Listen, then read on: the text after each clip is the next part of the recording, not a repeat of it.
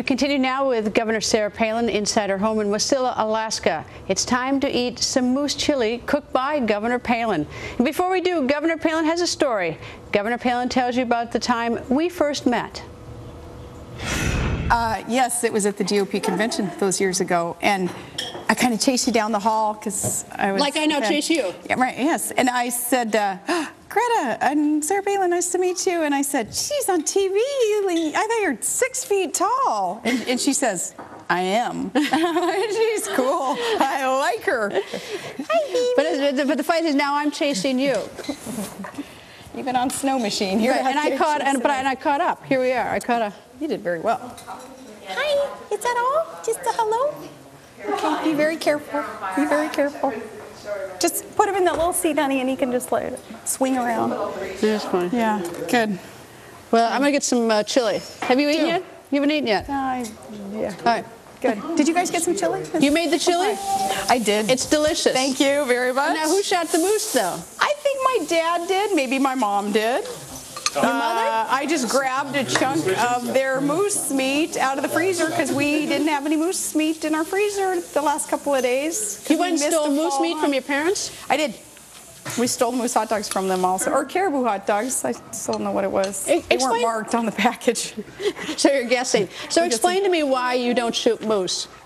Oh, just because caribou hunts are, for me, a lot easier. They're easier to take the kids on a caribou hunt where you're out four-wheeling and walking through the tundra, the area there. It's just been easier. But so if I had an opportunity, I'd shoot a moose too.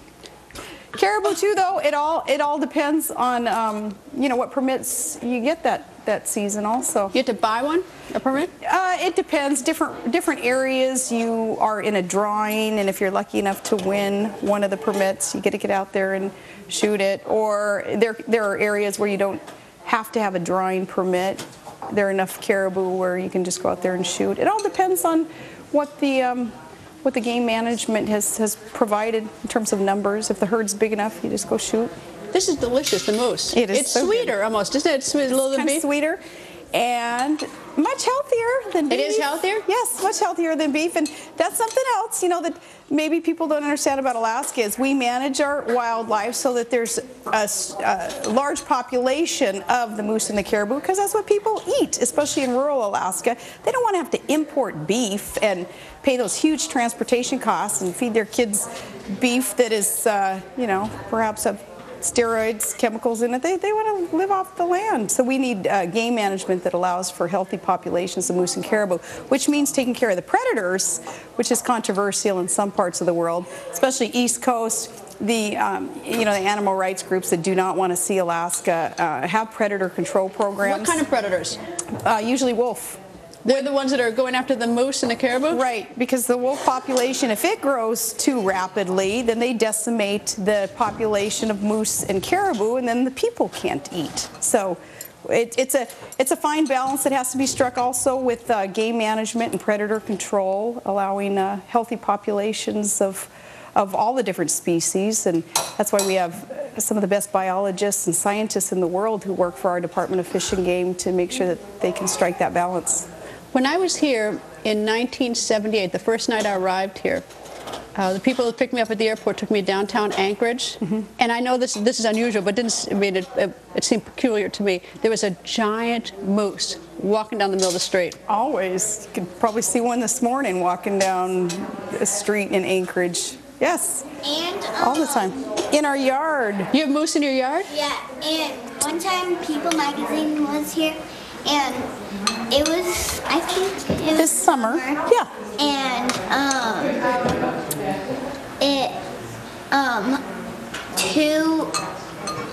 a mama duck, their babies just hatched, and they came on the lawn, and then a mama moose and 2 babies came out and walked, and then one time in Anchorage, Landon saw a bear just walking across the road in Anchorage. Tell her about our Juneau governor's house. What do we see outside that front door? Like almost every day we see bears. Bears? A mama bear and 2 baby bear right there, 2 cubs right outside our door at the governor's mansion in Juneau. But here, yeah, it was kind of cool this summer. It was like it was staged for People magazine. They were here doing a story on trig. So this mama duck and all the babies waddle across the yard, and immediately after, a mama moose and 2 day-old calves. They had just been dropped down the driveway a couple of days earlier. They came prancing across the lawn, and these People magazine photographers, I'm sure they thought, wow, this is surreal. This is what a unique place, which it is, of course, but that was a neat photo op for them. When we were here, though, when I was here even before that, I was told is if you see a mama moose, go up a tree if she's there with her calf, because she is not friendly with a calf. You don't mess with them, yeah. It's just like a mama grizzly when her cubs are around. Yeah, you go the other direction. You don't let the mama grizzly rear up on her hind legs. But at least if you went up the tree, the mooses, with their big, antlers, was having a hard time. Couldn't maneuver as quickly and get to you as you scurried up the tree. Yeah, that's true. People they kind of flirt with disaster when they do mess with the mama moose. If a calf is around thinking it's just a nice, friendly encounter, no, the mama moose will, she'll fight to the death to protect her calf. How many caribou do you think you've ever shot?